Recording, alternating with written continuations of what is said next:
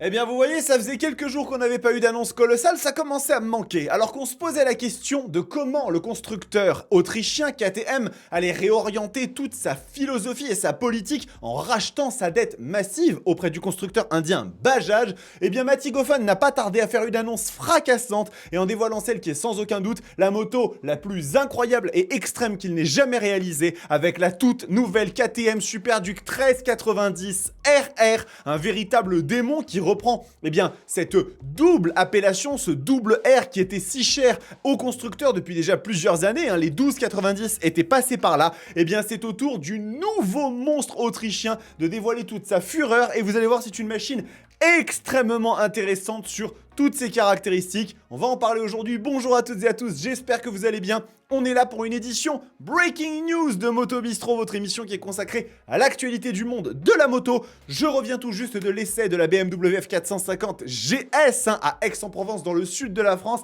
Moment qui a été extrêmement chouette et dont vous allez avoir très bientôt toutes les nouvelles, toutes les petites comme ça choses à savoir. Mais en attendant, nous allons parler justement de cette nouvelle machine, cette KTM Super Duke 1390 RR, dont voici ce que dit le communiqué de presse. Conçu au cœur de l'Autriche par les ingénieurs de KTM, la nouvelle 1390 Super Duke RR 2026 représente l'évolution la plus extrême de la philosophie hyper naked de KTM, destinée aux pilotes exigeants. Son essence même se résume en un mot: performance à l'état pur. Et vous allez le voir, cette machine est extrêmement énervée. Je vous propose qu'on commence par aller faire un petit tour sur le site directement de KTM France pour découvrir ensemble cette moto tarifée à 29 999 €. On va essayer de déterminer ensemble si ce prix est exagéré. C'est un prix qui est très élevé, bien évidemment, c'est plus cher qu'une Ducati Street Fighter V4S, mais si dans l'ensemble, dans ce qu'elle propose, dans ses différences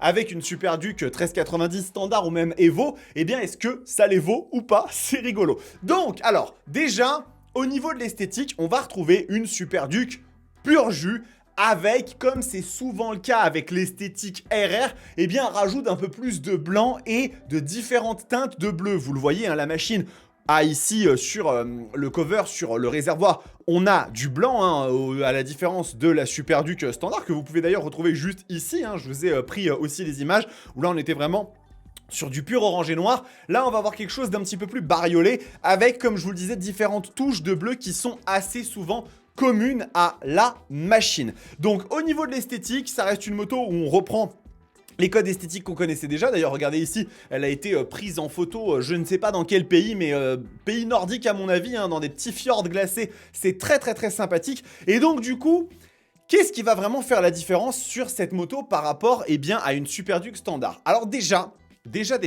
le moteur ne change absolument pas. En ce qui concerne le moteur même de cette moto, on va retrouver directement le LC8 qui a fait le succès de la Super Duke 1390. Donc un bicylindre en V à 75 degrés de 1350 cc et non pas 1390. C'est une petite astuce marketing comme ça de la part de KTM, avec 190 chevaux, 145 Nm.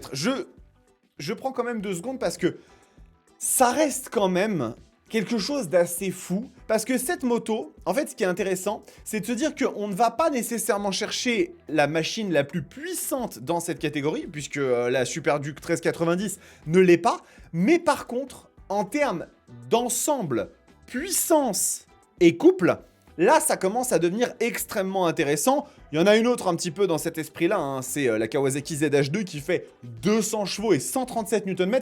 Mais vous le savez, le moteur de la Super Duke 1390, c'est un monstre de brutalité dès que vous ouvrez dans les bas régimes. Sachant qu'en plus, ce moteur, il est doté de la technologie Camshift, qui d'ailleurs, Camshift, Shift Cam, cherchez l'erreur, qui est un profil de cam variable qui va vous permettre d'avoir du coup soit de la puissance, soit du couple en fonction de si vous êtes à bas régime, à haut régime. Et donc, ça lisse un peu comme ça la courbe de la moto. Et en vrai, ça la rend pas plus aseptisée. Elle reste toujours aussi puissante. Mais bon, jusque-là, on est quand même sur quelque chose qui est relativement standard et pas de grosses différences. Et maintenant, on va rentrer dans le dur, dans le vif du sujet. Et je vais commencer par vous montrer, cette partie, dimension.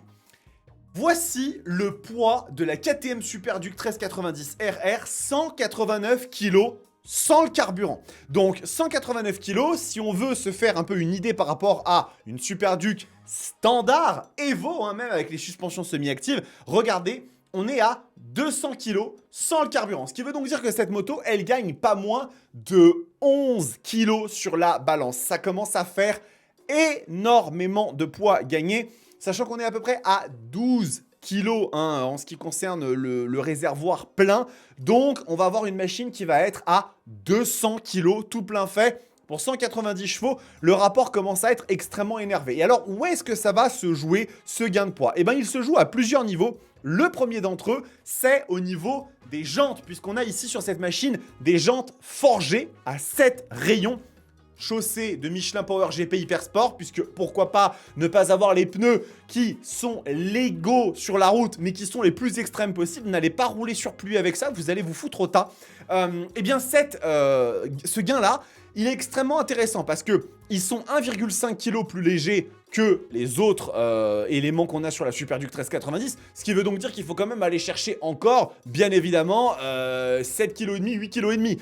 Et vous allez voir, ça se gagne ailleurs. Mais sur les jantes, c'est particulièrement important puisque ce sont des masses non suspendues. Et vous le savez, plus on gagne de poids à ce niveau-là, et plus la machine, en fait, quand elle prend de la vitesse, plus elle va gagner en agilité. C'est un endroit qui est extrêmement stratégique pour gagner du poids à ce niveau-là. Donc extrêmement important, ça c'est quelque chose qui est ultra intéressant. Et là où on va avoir aussi une grosse différence, c'est au niveau de la suspension. Puisque sur cette machine, regardez, je vais avancer un tout petit peu. On parle de l'admission d'air, les modes de conduite. Donc tout ça, on va le voir juste après parce qu'il y a quand même des différences. On va aller ici, le réservoir qui change pas, hein, c'est exactement le même. Hein. Tout ce qui va être ergonomie, on va retrouver à peu près la même chose. Et après, au niveau du cadre, c'est là qu'on va s'intéresser. Cette moto, elle est dotée d'une fourche WP Pro. Donc c'est une fourche qui est directement dérivée de la compétition, du MotoGP. Donc c'est vraiment une fourche ultra premium. Regardez d'ailleurs ici, j'ai quelques petites photos. Vous allez voir. Donc là, on a toutes les images de la moto en action. Et là, vous avez cette magnifique fourche WP Pro. Hein, donc c'est la marque WP, c'est une marque qui appartient à KTM hein, et qui font des fourches qui sont juste aussi bonnes hein, que ce que Brembo peut proposer. Brembo Öhlins, hein, puisque maintenant c'est la même société. Ce que Öhlins peuvent proposer. Donc c'est vraiment du très haut de gamme. Et d'ailleurs, je vais vous montrer ici le superbe amortisseur arrière qui est vraiment magnifique. Et donc ça, ce sont des éléments par contre, attention, qui ne sont pas semi-actifs. Pourquoi ils ne sont pas semi-actifs? Ils sont simplement réglables manuellement, parce que l'objectif sur cette machine, c'est bien évidemment de gagner le plus de poids possible. Donc ça, c'est un truc qui est extrêmement intéressant. Et vous allez le voir, on ne s'arrête pas là, puisque la moto, elle est bien évidemment dotée d'énormément d'éléments en carbone hein, qui font gagner du poids, mais il y a aussi un élément extrêmement différenciant sur la partie cycle. Le voici.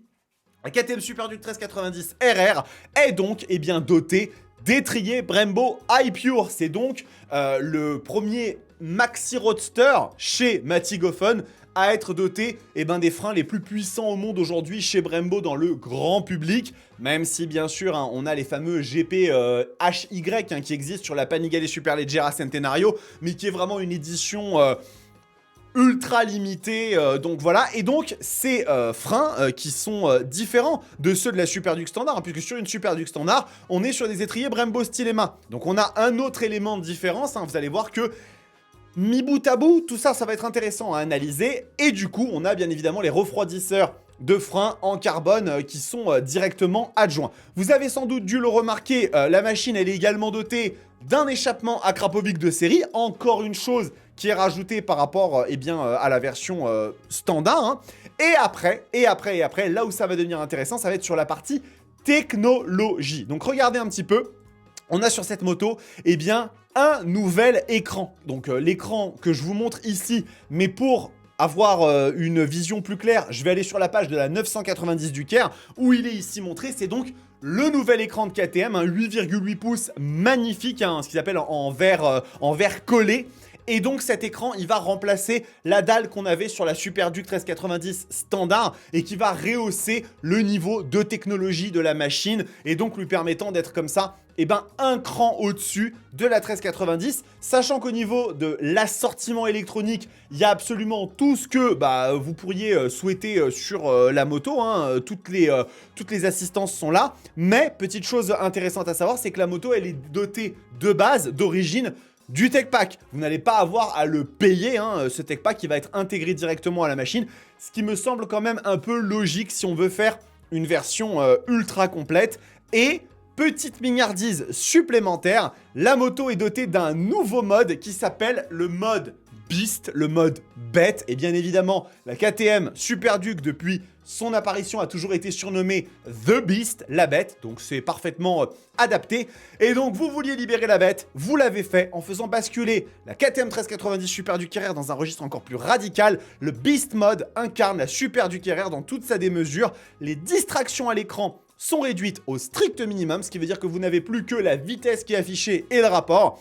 Et le Beast Mode désactive volontairement tous les réglages ajustables en les ramenant au niveau le plus bas autorisé par la loi. Full Fury Unleashed, la furie totale libérée. Et alors là, pour le coup, effectivement, si vous achetez une SuperDuke 1390 RR demain, si vous faites partie des chanceux à pouvoir vous la payer, faites extrêmement attention parce que, à mon avis, conduire une machine comme ça avec toutes les assistances au minimum légales autorisées par la loi, ça doit être quelque chose d'absolument terrifiant. Alors, si maintenant on fait le résumé global de la machine, hein, puisqu'on a quand même des trucs qui sont intéressants à voir. On est sur une version beaucoup plus légère de la KTM SuperDuke 1390. 11 kg de moins avec des jantes forgées, avec du carbone un peu à tous les étages, un échappement à Krapovic supplémentaire, j'en perds ma main comme ça, des éléments de partie cycle bien plus premium avec une fourche WP Pro dérivée du MotoGP et un amortisseur arrière WP Pro qui lui aussi est dérivé de la compétition, des étriers Brembo iPure avec notamment les éléments de carbone ici et les refroidisseurs de frein en carbone également, le nouvel écran TFT 8,8 pouces avec le Beast Mode et le Tech Pack ajouté dedans, et le tout, hein, on l'a vu, hein, pour une machine qui vaut 29 999 €. Et ben vous voulez avoir mon avis? Et ben je trouve que cette machine, au final, elle n'est pas si chère que ça. Alors, pas si chère que ça si on prend le prix de la 1390 d'origine, et si on ne se dit pas que la moto devrait être normalement un peu moins chère. Mais si on revient à une SuperDuke Evo, qui est la version la plus élevée avec les suspensions semi-actives, et qu'on va regarder un petit peu ici les extensions logicielles pour mettre le Tech Pack, qui vaut environ 1200 €, et ben on se retrouve avec une machine qui vaut 23 947 €. Donc on est à 24 000 € sur cette version. On rajoute 6 000 € pour aller chercher cette version. 11 kg plus légère, avec un échappement à Krapovic, avec des nouveaux éléments de partie cycle, les étriers Brembo iPure, le carbone, l'écran TFT 8,8 pouces, le Beast Mode, ainsi que le Tech Pack intégré. Et ben moi je trouve que sincèrement, cette moto n'est pas si chère que ça. Quand on prend l'ensemble, l'upgrade, sachant que c'est une moto limitée bien évidemment, hein, cette moto vous n'allez pas la croiser à tous les coins de rue, et ben je trouve que ce n'est pas si violent. C'est une moto que KTM aurait pu proposer à 32-33 000 € sans trop sourciller, parce que vraiment elle est sensiblement plus dotée que la version standard. Donc vous me direz un petit peu en commentaire ce que vous en pensez, mais je trouve qu'on est dans un juste milieu. C'est bien évidemment une somme gigantesque à sortir et tout le monde ne va pas se le permettre. Et croyez-moi que de toute façon, cette machine n'est dédiée ni à vous, ni à moi. C'est une moto qui est pour les ultra fans qui ont les moyens. Mais je trouve que ça le fait. Quand on voit par exemple les prix de motos comme une Street Fighter V4 SP, où on va vraiment chercher beaucoup plus cher, alors qu'au final, on est dans des dotations qui sont assez similaires, et ben moi je trouve que cette SuperDuke 1390 RR, elle fait finalement très très bien le café. Vous me direz un petit peu ce que vous en pensez dans la section des commentaires. Et puis n'hésitez pas à me dire ce que vous avez pensé de cette moto en règle générale. Est-ce qu'elle vous plaît? Est-ce que si vous aviez l'argent, vous seriez capable de craquer? Ou alors est-ce qu'il y en aurait une autre dans cette gamme de prix qui serait susceptible de faire craquer votre petit cœur de motarde ou de motard? Eh bien, je suis tout à fait preneur de vos avis. N'hésitez pas à vous abonner à cette chaîne si ce n'est pas encore fait. C'est le meilleur soutien que vous puissiez m'apporter. Et on va se retrouver très très vite pour énormément de contenu. Déjà la FAQ qui va arriver demain. Et puis dans les jours et semaines à venir, vous allez avoir des essais chez QJ Motors, chez BMW. Bref, l'actualité ne s'arrête jamais sur la Roadsters TV. En attendant, prenez soin de vous, kiffez vos bécanes. Ciao!